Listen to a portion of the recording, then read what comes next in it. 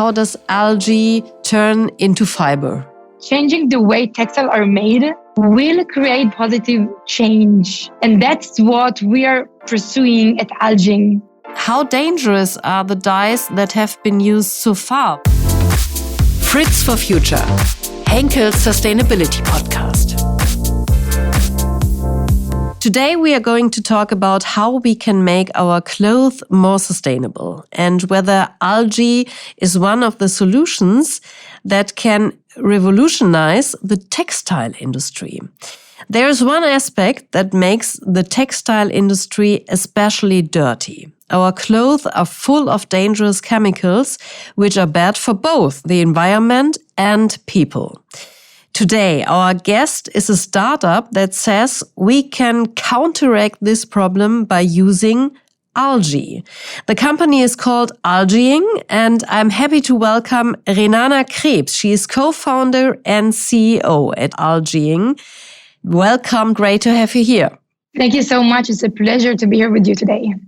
First of all, how did you come up with the idea that algae could be used in the textile industry? I have been in the fashion industry for over 15 years by now. I started my journey designing at elite fashion houses and got to see what goes down behind the scenes.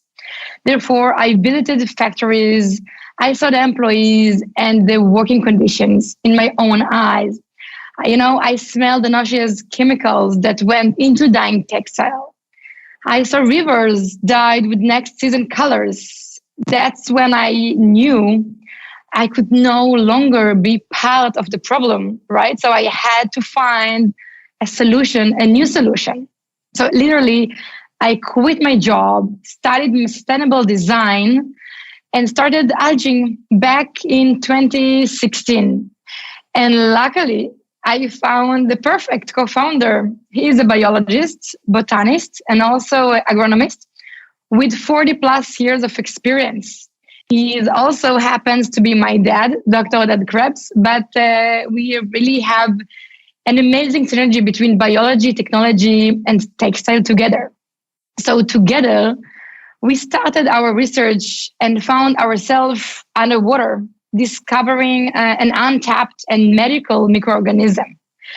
So what did we find? We found that algae's renewable and biodegradable properties and unique botanical benefits make this aquatic plant the perfect fit and match for creating meaningful change in the fashion and textile industry.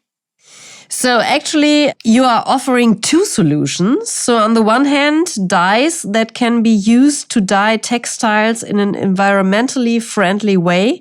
And at the same time, you also develop together with Birla Grasim dyeless fiber. Let's start with the materials. How does this work exactly? How does algae turn into fiber? Fact check. We are a company that build a platform from clean textile. This means that we are ingredient company with multi-solutions. So our patented innovations are formulations that can be used, as mentioned, as dyes, and also to create fibers and later into thread that are turned into a fabric. What makes our breakthrough technology so unique is that we discovered a way to integrate the algae into a cellulosic fiber called lyocell.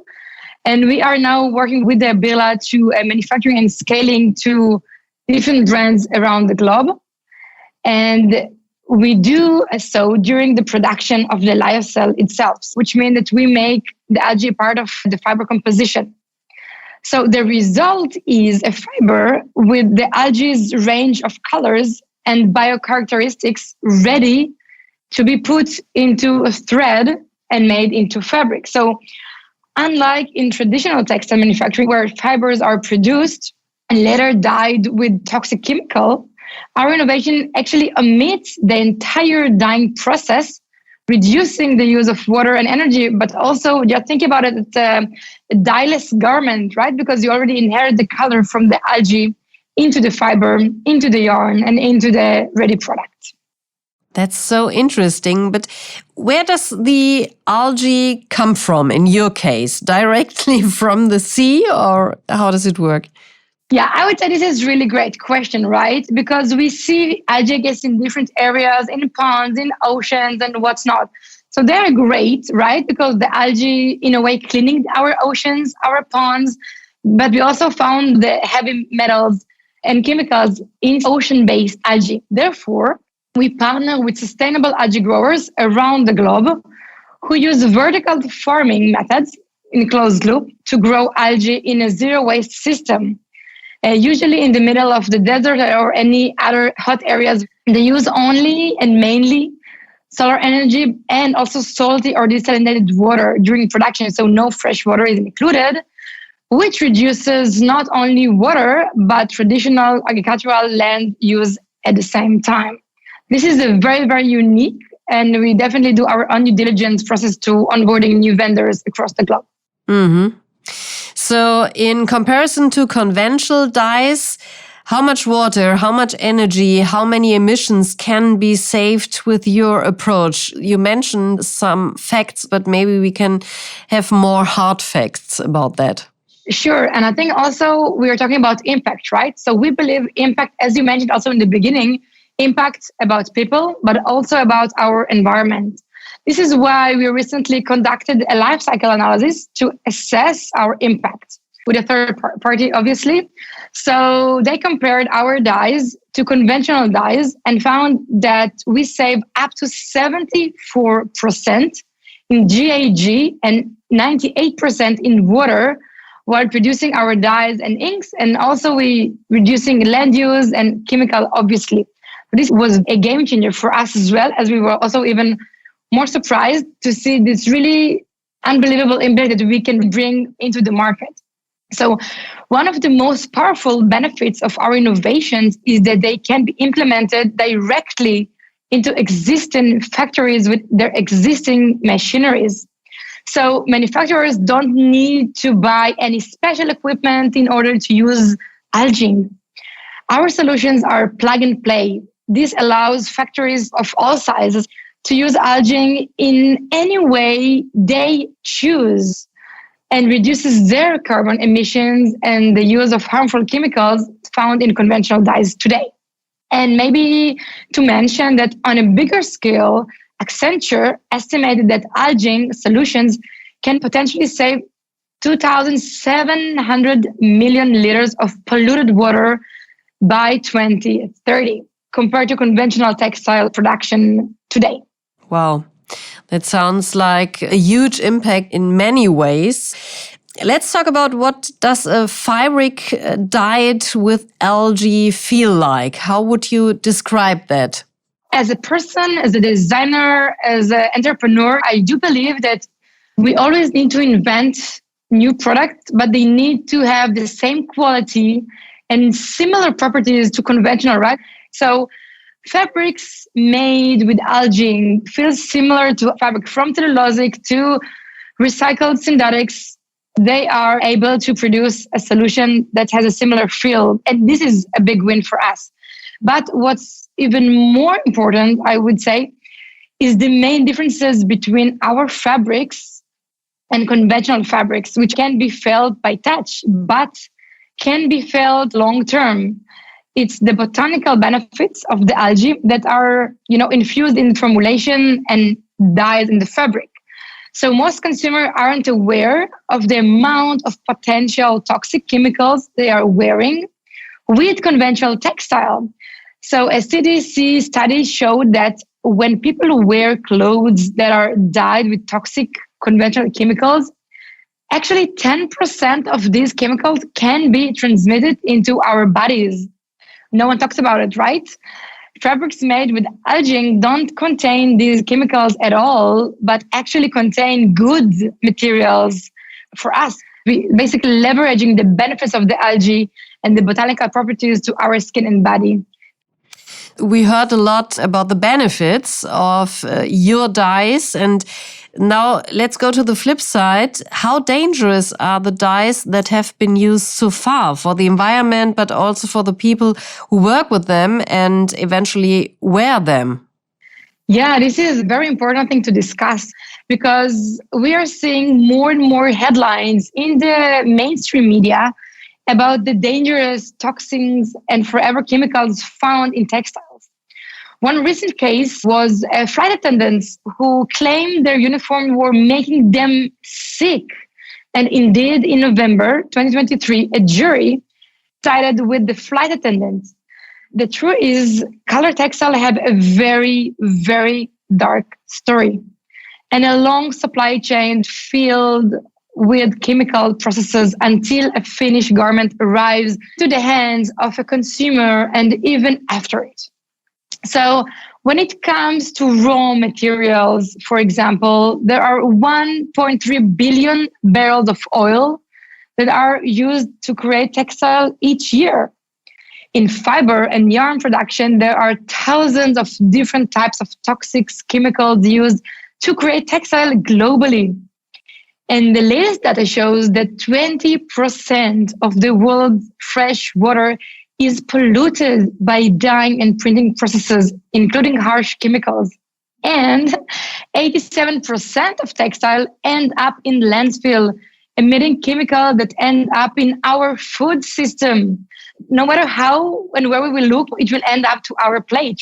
So the harmful effects on human health and environmental health are intervened. The dyes are dangerous for long-term health of humans, those who work with the chemicals in the factory, for example, but also those who wear the finished garment at the end. So I highly recommend the latest book, To Dye, by Alden Wicker, How Toxic Fashion is Making Us Sick and How We Can Fight Back. That's great. We will put the link in our show notes. So your dyes are bio-based. Do you get the same results? Are the colors just as intense and as long-lasting, for example? That are very important questions. Yeah, it is indeed very important question. And I also said, when we meet customer or any other interest in our product, the first thing is about quality, is about what we can offer, but only later on it's an add-on of the impact. So also here, the colors are just stunning and are as long-lasting. Currently, our range includes gorgeous nature-inspired palettes that are soft and represent the Algaeing brand with bold and bright colors in our pipeline. So it's incredible what can be achieved with the help of the scientists in our lab and microorganism called algae.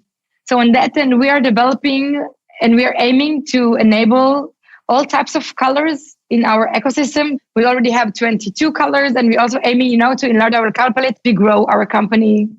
And is there anything to consider when caring for the textiles afterwards, or would detergent manufacturers also have to adapt and change formulas? So this is also very interesting because I came from the fashion industry and know how hard it is to adopt change. It is always important that innovation be ready to use with existing machinery. That's the case with manufacturing, but it's also my belief when it comes to the consumer. So we want to make it easy to detoxify the industry and use Algaeing products. So in short, no, there is no need to change detergent or washing machines.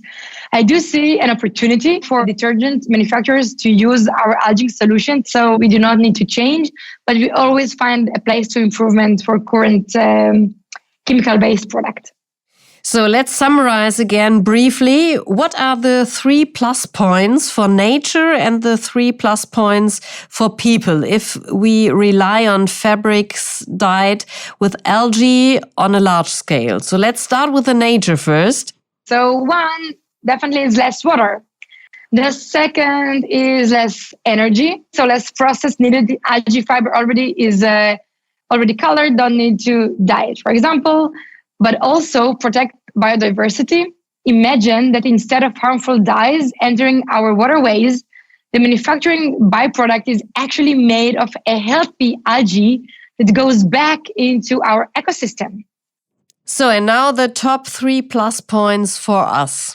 I would say skincare benefits. Apparel and textile made with our technology have skincare benefit, including different properties. So we are not any cosmetic claim, obviously, but we are listing out that we have anti-inflammatory and antioxidant properties in the material.